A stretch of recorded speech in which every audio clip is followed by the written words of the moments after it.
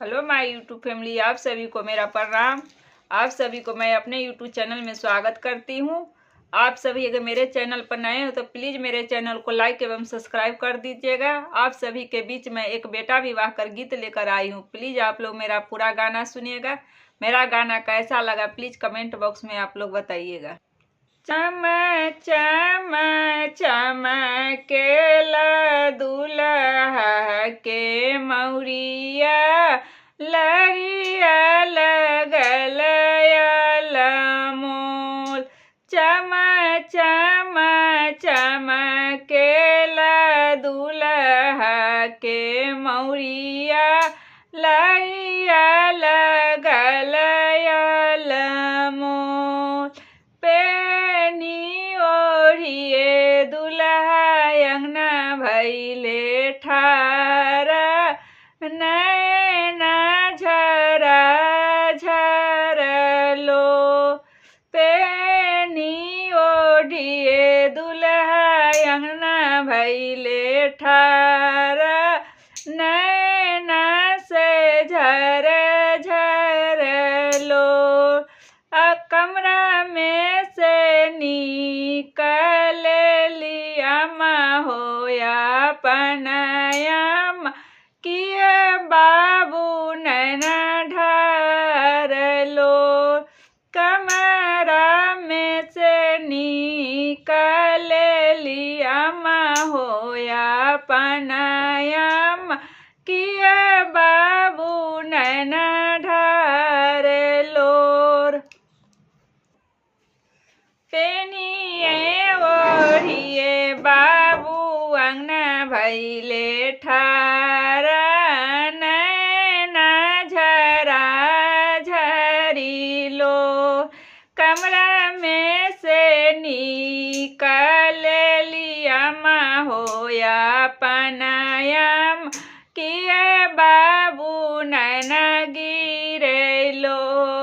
कमरा में से निकल लिया होया पनाया, किए बाबू नैना गिरेलो। एक ही भूला मम्मी पापा हमरो कैला, मौरिया न लायल खरी। एक ही भूला मम्मी पापा हमरो कैला, मौरिया न लायल खरी। चुपा हो बाबू से नैना पोछा लोराबा, आवत होई है फूफा जी तोहार। चुपा हो बाबू हो नैना पोछू लोराबा, आवत होई है फूफा जी तोहार। आवत होई है जीजा जी तोहार। मालिया के जला माला तोहरो ही फूफा, उहे लाई है मौरिया तोहार।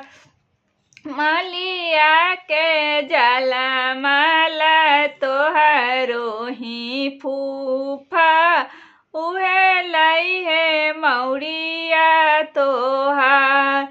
चम चम चमकेला दुल्हा के कोटबा, बटमा लगल मोल। पेरिए ओढ़िए बाबू अंगना भैले ठारा, नैना झर झरा झरलो। नैना गिरे झर झरलो। कमरा में से निकल ली चाची होया पनाचार, किए बाबू नैना गिरेलो। किए बाबू नैना गिरेलो।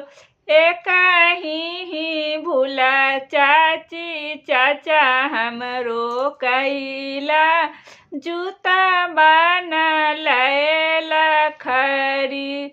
एक ही भूला मामी मामा हमरो कैला, कोटा बन लैला खरी, चुप हो बाबू नैना पोछुलो रबा, आवत वानी जीजाजी तोहार, आवतानी जीजाजी तोहार, चमरा के जलमल तोहरो ही जीजा, उहे लइहन जूतबा तोहार, बाजा जाके जलमल तोहरो ही जीजा, उहे लइहन कोटबा तोहार, चम चम चमकेला दुल्हा के मौरिया, लरिया लगल मोल। प्लीज़ आप सभी को मेरा गाना कैसा लगा प्लीज़ कमेंट बॉक्स में बताइए। जय श्री राम।